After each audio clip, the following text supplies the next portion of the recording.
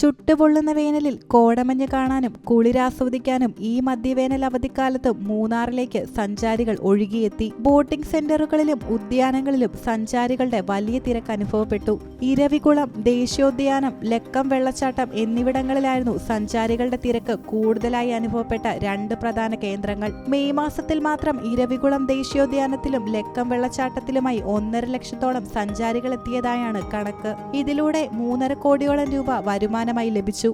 ഇപ്പോൾ 100% online ticketing സംവിധാനത്തിലൂടെയാണ് Eravikulam national park പ്രവർത്തിക്കുന്നത്. കൂടാതെ ഈയൊരു ഒറ്റ മാസം കൊണ്ട് തന്നെ ഏകദേശം 1.5 ലക്ഷത്തോളം ആൾക്കാർ ഇരവികുളം ദേശീയോദ്യാനത്തിലും ലക്കം വാട്ടർഫാൾസിലുമായിട്ട് സന്ദർശനം നടത്തി കഴിഞ്ഞു. അതുമൂലം ഒരു 3.5 കോടിയുടെ ഏകദേശം 3.5 കോടിയുടെ ഒരു വരുമാനം നമുക്ക് സർക്കാരിൻ്റെ വനംവകുപ്പിന് നേടിയെടുക്കാനായിട്ട് സാധിച്ചിട്ടുണ്ട്.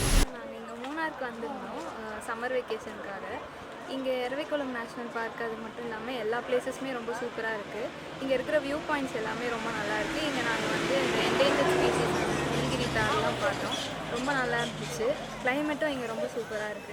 ഇത്തവണയും ഇരവികുളം ദേശീയോദ്യാനത്തിൽ സഞ്ചാരികൾക്കായി കൂടുതൽ പുതുമയും സൗകര്യങ്ങളും ക്രമീകരിച്ചിരുന്നു. മലനിരകളും ചോലവനങ്ങളും പുൽമേടുകളും നിറഞ്ഞ പാർക്കിനെ പൂർണ്ണതോതിൽ വെർച്വൽ റിയാലിറ്റിയിൽ കണ്ടാസ്വദിക്കാൻ സംവിധാനമൊരുക്കി. മുമ്പ് വിനോദസഞ്ചാരികൾക്ക് പാർക്കിലെത്തി മണിക്കൂറുകളോളം ക്യൂവിൽ നിന്ന് ടിക്കറ്റ് എടുത്ത് പാർക്കിൽ കയറേണ്ട സ്ഥിതിയാണ് ഉണ്ടായിരുന്നത്.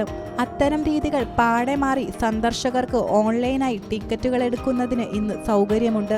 ട്രാഫിക് കുരുക്ക് കുറയ്ക്കുന്നതിനും പ്രത്യേക പാർക്കിംഗ് സംവിധാനവും ഈ അവധിക്കാലത്ത് തയ്യാറാക്കിയിരുന്നു.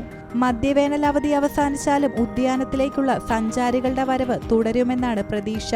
News desk യൂടോക്ക്.